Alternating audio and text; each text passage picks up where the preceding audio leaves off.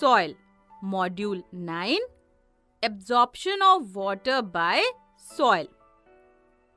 Hello friends, previous module में हमने soil में वाटर के पर्कोलेशन रेट के बारे में डिस्कस किया था. आपको अच्छे से समझ आया था ना? गुड. तो फ्रेंड्स बताइए, विच soil has the highest percolation rate of water? कौन सी सॉइल में वाटर की पर्कोलेशन रेट सबसे ज्यादा होती है? वेरी गुड, सैंडी सॉइल में. तो चलिए अब इस मॉड्यूल में हम वाटर के एब्जॉर्प्शन की बात करेंगे और इसे जानने के लिए एक एक्टिविटी करेंगे. और इस एक्टिविटी के लिए हमें क्या चाहिए? हमें इस एक्टिविटी के लिए चाहिए 3 graduated cylinders, 3 glass funnels, 3 filter papers, different types की सॉइल्स, करीब 50 grams each type of soil, एक मेजरिंग सिलेंडर और एक फिजिकल बैलेंस. समझ गए ना आप क्या क्या चाहिए? अब कैसे करेंगे एक्टिविटी? चलिए देखते हैं. सबसे पहले तीनों ग्रेजुएटेड सिलेंडर्स लेंगे और उसके ऊपर एक एक ग्लास फनल रख देंगे. क्या करना है? Take 3 graduated cylinders and put a glass funnel over each of them. अब next filter papers लेंगे और उन्हें properly fold करके हर एक ग्लास फनल पर रख देंगे. We will take 3 filter papers, fold them properly and fix them in each of the glass funnels. ठीक है? Now take equal quantities of the 3 types of soils. अब तीनों तरह की soils का equal amount ले लेंगे. कौन कौन सी 3 types की? Good, sandy, clayey और loamy soil. और तीनों का हम 50 ग्राम्स लेंगे, है ना? अब इन ड्राई पाउडर्ड सॉइल्स को वे करने के लिए हम एक फिजिकल बैलेंस का यूज करेंगे. उससे मेजर करेंगे 50 ग्राम्स. तो हमने तीनों तरह की सॉइल्स ली और तीनों का इक्वल अमाउंट लेकर तीनों अलग-अलग फनल्स में डाल दिया. अब क्या करेंगे? अब इक्वल अमाउंट ऑफ वाटर, से फॉर एग्जाम्पल 50 ml वाटर को हर एक फनल में डालेंगे एक मेजरिंग सिलेंडर की हेल्प से. Now pour equal amount of water, say 50 ml, in each funnel with the help of a measuring cylinder and take care that water has to be poured drop by drop. Water को drop by drop डालना है. सारा पानी, सारा water एक साथ मत डाल देना, ठीक है ना? तो आप क्या ऑब्जर्व करोगे? फ्रेंड्स, जैसे ही आप वाटर डालोगे पानी ड्रिप करना शुरू कर देता है. Water starts dripping from each of the funnels. अब फ्रेंड्स, अगर हम इस सेटअप को कुछ टाइम के लिए अनडिस्टर्ब्ड छोड़ दें जब तक कि वाटर की एक्टिव ड्रिपिंग रुक नहीं जाती. Leave the apparatus for some time till active dripping of water from the funnel stops. अब क्या करेंगे? हर एक ग्रेजुएटेड सिलेंडर में वाटर का जो अमाउंट कलेक्ट हुआ है ना, यानी हर एक ग्रेजुएटेड सिलेंडर में वाटर का वॉल्यूम, उसे चेक करेंगे, ठीक है ना? Check the volume of water collected in each graduated cylinder. आप क्या ऑब्जर्व करोगे?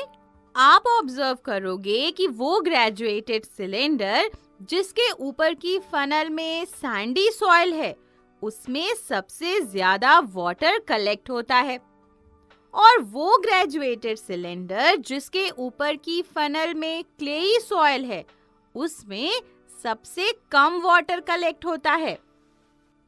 क्या ऑब्जर्व किया हमने? The maximum water collects in the graduated cylinder with funnel containing sandy soil and very little water collects in the graduated cylinder with the funnel containing clayey soil. तो इस activity में friends हमने दो चीजें observe की। क्या है वो? जब हमने सॉइल में वाटर पोर किया तो पहला ऑब्जर्वेशन था कि water starts dripping from each funnel and gets collected in the graduated cylinders below, है ना?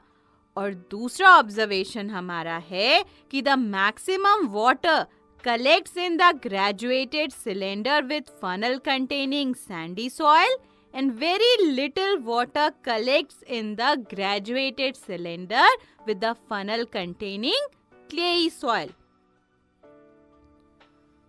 अब फ्रेंड्स, अगर ये जो वाटर एब्जॉर्ब हुआ है इसका हम परसेंटेज निकालना चाहें तो कैसे निकालेंगे?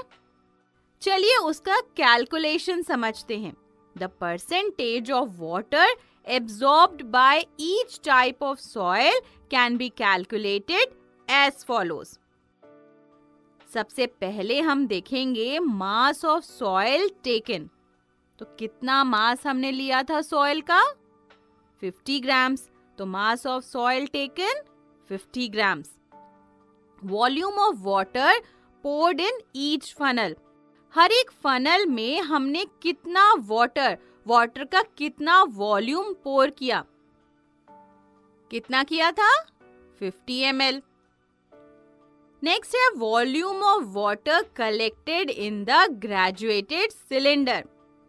ग्रेजुएटेड सिलेंडर में कितना वाटर कलेक्ट हुआ? सपोज हम एक ग्रेजुएटेड सिलेंडर की बात करते हैं और इस वॉल्यूम को हम x ml कंसिडर कर लेते हैं, ठीक है ना? तो अगर हम अब volume of water absorbed by the soil निकालना चाहें, यानी जिस ग्रेजुएटेड सिलेंडर को हमने कंसिडर किया है उस ग्रेजुएटेड सिलेंडर के ऊपर जो फनल में सॉइल रखी थी उसने कितना अमाउंट ऑफ वाटर एब्जॉर्ब किया है, उसे निकालना हो तो कैसे निकालेंगे? 50 माइनस x ml. 50 वो वाटर जो फनल में पोर किया और x वो वाटर जो ग्रेजुएटेड सिलेंडर में कलेक्ट हो गया. तो 50 माइनस x करेंगे तो वो वाटर का अमाउंट आएगा जिसको कि सॉइल ने एब्जॉर्ब कर लिया है ना? So volume of water absorbed by the soil is equal to 50 minus x ml. अब mass of water absorbed by the soil कितना होगा? 50 minus x gram. क्योंकि 1 ml of water has mass equal to 1 gram, है ना? तो अब इससे अगर हम percentage of water absorbed by the soil निकालना चाहें तो कैसे निकालेंगे? Percentage of water absorbed by the soil is equal to mass of water absorbed by the soil divided by mass of the soil taken into 100. यानी soil में जितना water absorb हुआ उसका मास डिवाइडेड बाय जितना मास हमने soil का initially लिया था वो इनटू 100. तो कितना मास ऑफ वाटर एब्जॉर्ब हुआ है सॉइल से? 50 माइनस x, है ना? और हमने कितना मास लिया था सॉइल का इनिशियली? 50. इसको क्या करेंगे? इनटू 100. तो जो भी कैलकुलेशन से वैल्यू आएगी वो हो जाएगा percentage of water absorbed by the soil. समझ आया आपको? इसको हम एक न्यूमेरिकल की हेल्प से आगे समझेंगे. पर फ्रेंड्स, इस एक्टिविटी में जब हम इस तरह से percentage of water absorbed by the soils निकालते हैं तो हमने इस एक्टिविटी में 3 डिफरेंट तरह की सॉइल्स ली हैं, है ना?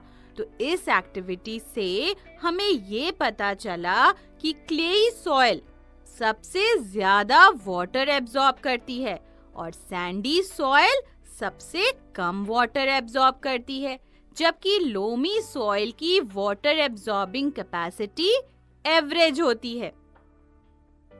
ये तो हमने जो ग्रेजुएटेड सिलेंडर्स में वॉल्यूम ऑफ वाटर आया उससे भी अंदाजा लगा लिया, है ना?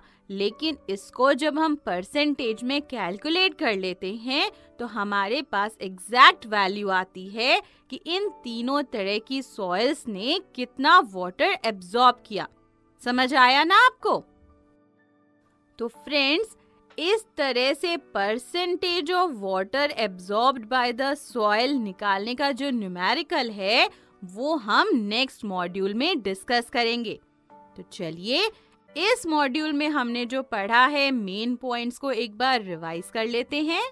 हमने इस मॉड्यूल में पढ़ा, clayey soil absorbs most water, it has a very good water holding capacity.